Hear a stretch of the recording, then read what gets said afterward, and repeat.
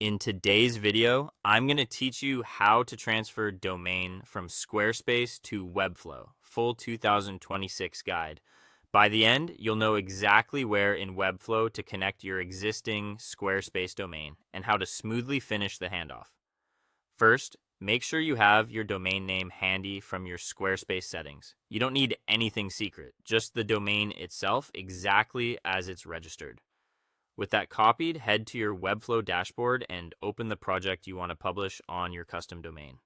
From the project card, go into its settings. Depending on your view, you might see a highlighted prompt or multiple places labeled settings. That's normal. The goal is simply to open the project settings area for the specific site you're working on. Inside project settings, look for the publishing tab. This is where all domain and hosting connections live in Webflow. If you don't see the option to add a custom domain, that usually means the site doesn't have a paid site plan yet.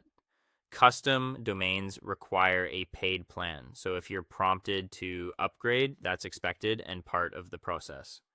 Once the paid plan is active, the custom domain section will let you add your domain. Paste the domain you copied from Squarespace, then continue. Webflow will display the exact DNS records you need, typically A records and a syname, so you can copy and paste them into the DNS settings wherever your domain is managed. If your domain is still registered with Squarespace, you'll update the DNS there.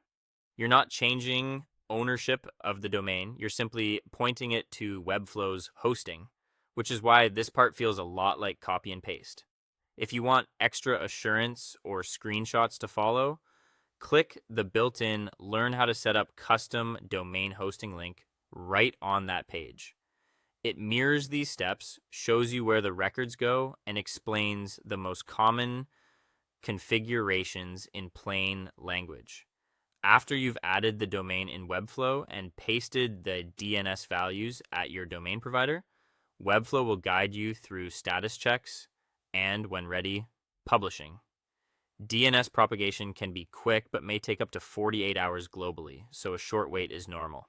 When everything reads as connected, you're set. Your Webflow site will resolve on your custom domain, and you can proceed with your launch checklist at your own pace. Congratulations, you've connected your Squarespace domain to your Webflow project and you're ready to go live.